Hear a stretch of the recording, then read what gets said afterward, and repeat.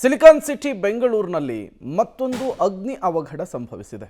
ಈ ಅಗ್ನಿ ಅವಘಡದಿಂದ ಲಕ್ಷಾಂತರ ರೂಪಾಯಿ ಮೌಲ್ಯದ ವಸ್ತುಗಳು ಸುಟ್ಟು ಭಸ್ಮವಾಗಿರುವಂಥದ್ದು. ತಡರಾತ್ರಿ ಈ ಸೆಂಟ್ರಿಂಗ್ ಗೋಡೌನ್ಗೆ ಬೆಂಕಿ ತಗಲಿ ಲಕ್ಷಾಂತರ ರೂಪಾಯಿ ಮೌಲ್ಯದ ವಸ್ತುಗಳು ಸುಟ್ಟು ಕರ್ಕಲಾಗಿ ಹೋಗ್ಬಿಟ್ಟಿದೆ. ಬೆಂಗಳೂರಿನ ಉಳ್ಳಾಳ ಮುಖ್ಯ ರಸ್ತೆಯಲ್ಲಿ ನಡೆದಂತಹ ಘಟನೆ ಇದು. ಕುಡಿದ ಮತ್ತಿನಲ್ಲಿ ಕಿಡಿಗೇಡಿಗಳು ಈ ಕೃತ್ಯವನ್ನು ಎಸಗಿರುವಂತಹ ಶಂಕೆ ಇದೆ. ಮರದ ಸೆಂಟ್ರಿಂಗ್ ವಸ್ತು ಟಾಟಾ ಏಸು ಸಂಪೂರ್ಣವಾಗಿ ಕರ್ಕಲಾಗಿ ಹೋಗ್ಬಿಟ್ಟಿದೆ. ಬೆಂಕಿಯನ್ನು ನಂದಿಸಲಿಕ್ಕೆ ಅಗ್ನಿಶಾಮಕ ದಳದ ಸಿಬ್ಬಂದಿಗಳು ಹರಸಾಹಸ ಪಟ್ಟಿದ್ದಾರೆ. ಜ್ಞಾನಭಾರತಿ ಠಾಣೆಯಲ್ಲಿ ಪ್ರಕರಣ ದಾಖಲಾಗಿದೆ. ಈ ಅಗ್ನಿ ಅವಘಡದಿಂದ ಲಕ್ಷಾಂತರ ರೂಪಾಯಿ ಮೌಲ್ಯದ ವಸ್ತುಗಳು ಸುಟ್ಟು ಕರ್ಕಲಾಗಿರುವಂಥದ್ದು. ಮುಖ್ಯ ರಸ್ತೆಯಲ್ಲಿಯೇ ಬೆಂಕಿ ಕಾಣಿಸ್ಕೊಂಡಿರೋದ್ರಿಂದ ಸಹಜವಾಗಿಯೇ ಸ್ಥಳೀಯರಲ್ಲಿ ಆತಂಕ ಮನೆ ಮಾಡಿತ್ತು. ಬೆಂಕಿಯ ಕೆನ್ನಾಲಿಗೆ ಯಾವ ರೀತಿ ಇತ್ತು ಅನ್ನೋದನ್ನು ನೀವು ಗಮನಿಸ್ತಾ ಇದ್ದೀರಿ.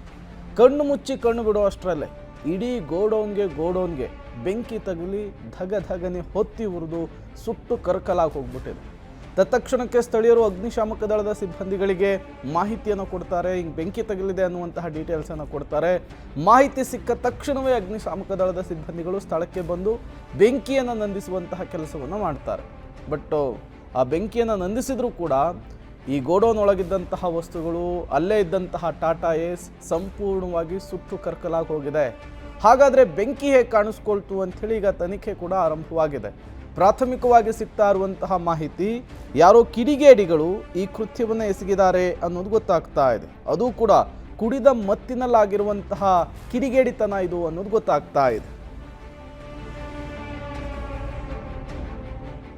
ಸಿಲಿಕಾನ್ ಸಿಟಿ ಬೆಂಗಳೂರಿನಲ್ಲಿ ತಡರಾತ್ರಿ ಸೆಂಟ್ರಿಂಗ್ ಕಾಮಗಾರಿಗೆ ಬಳಕೆ ಮಾಡುವಂತಹ ವಸ್ತುಗಳಿದ್ದಂತಹ ಗೋಡೌನ್ಗೆ ಬೆಂಕಿ ಬಿದ್ದಿದೆ. ಪರಿಣಾಮವಾಗಿ ಲಕ್ಷಾಂತರ ಮೌಲ್ಯದ ವಸ್ತುಗಳು ಈಗ ಬೆಂಕಿಗೆ ಆಹುತಿ ಆಗಿರುವಂಥದ್ದು ಗಮನಿಸ್ತಾ ಇದ್ರಿ. ಇದು ಉಳ್ಳಾಳ ಮುಖ್ಯ ರಸ್ತೆಯಲ್ಲಿ ನಡೆದಿರುವಂತಹ ಘಟನೆ. ಮಾಲೀಕ ಏನಿದ್ದಾರೆ, ಮಾಲೀಕ 7:30 ಸುಮಾರಿಗೆ ಕಂಪ್ಲೀಟ್ ಆಗಿ ಈ ಅವರ ಗೋಡೌನ್ ಏನಿರ್ತದೆ ಇದನ್ನು ಕ್ಲೋಸ್ ಮಾಡಿಕೊಂಡು ಹೋಗಿರ್ತಾರೆ. ಬಟ್ ಆದರೆ ಅವರು ಹೋದಂತಹ ಕೆಲವೇ ಗಂಟೆಗಳಲ್ಲಿ ಅವರ ಗೋಡೌನ್ ಏನಿರ್ತದೆ ಆ ಗೋಡೌನ್ಗೆ ಬೆಂಕಿ ಬಿದ್ದಿದೆ. ಪರಿಣಾಮವಾಗಿ ಗೋಡೌನ್ನ ಒಳಭಾಗದಲ್ಲಿದ್ದಂಥ ಸೆಂಟ್ರಿಂಗ್ ಕಾಮಗಾರಿಯ ಬಳಕೆಯ ಮರಗಳು ಜೊತೆಗೆ ಒಂದಷ್ಟು ಸಾಮಗ್ರಿಗಳು ಹಾಗೂ ಒಂದು ಟಾಟಾ ಏಸ್ ವಾಹನ ಸಂಪೂರ್ಣವಾಗಿ ಸುಟ್ಟು ಕರಕಲಾಗಿರುವಂಥದ್ದು ಗಮನಿಸ್ತಾ ಇದ್ದೀರಿ. ಸುಮಾರು 11:30 ಸುಮಾರಿಗೆ ಬೆಂಕಿ ಬಿದ್ದಿದೆ ಅಂತ ಹೇಳಲಾಗ್ತಾ ಇದೆ. ಬೆಂಕಿ ಬಿದ್ದಂಥ ಪರಿಣಾಮವಾಗಿ ಸತತ 5-6 ಗಂಟೆಗಳಿಂದ ಬೆಂಕಿ ನಂದಿಸುವಂಥ ಕಾರ್ಯವನ್ನು ಮಾಡ್ತಾ ಇದ್ರು ಕೂಡ ಕೆಲ ಭಾಗಗಳಲ್ಲಿ ಬೆಂಕಿ ಕಂಟ್ರೋಲ್ಗೆ ಬರ್ತಾ ಇಲ್ಲ.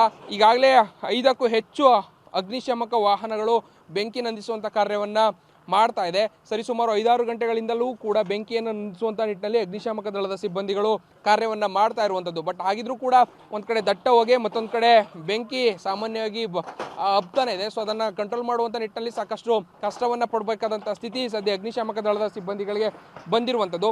ಯಾರೋ ಕಿಡಿಗೇಡಿಗಳು ಈ ಕೃತ್ಯವನ್ನು ಮಾಡಿರ್ಬೋದು ಅನ್ನುವಂಥ ಒಂದಷ್ಟು ಸಂಶಯ ಕೂಡ ವ್ಯಕ್ತ ಆಗ್ತಾ ಇದೆ.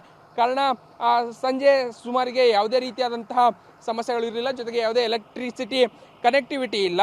ಹೀಗಿದ್ರೂ ಕೂಡ ಹೇಗೆ ಬೆಂಕಿಯನ್ನು ಬಿತ್ತು, ಹೇಗೆ ಇದು ಕಾರಣ ಏನು, ಘಟನೆಗೆ ಕಾರಣ ಏನು ಅನ್ನುವಂಥದ್ದು ಈಗ ಸಾಕಷ್ಟು ಅನುಮಾನಗಳಿಗೆ ಕಾರಣ ಆಗ್ತಾ ಇರುವಂಥದ್ದು. ಅದೇ ಕಾರಣಕ್ಕಾಗಿ ಯಾರೋ ಕಿಡಿಗೇಡಿಗಳು ಈ ಕೃತ್ಯವನ್ನು ಮಾಡಿರ್ಬೋದು ಅನ್ನುವಂಥ ಸಂಶಯ ಕೂಡ ಈಗ ವ್ಯಕ್ತವಾಗ್ತಾ ಇದೆ.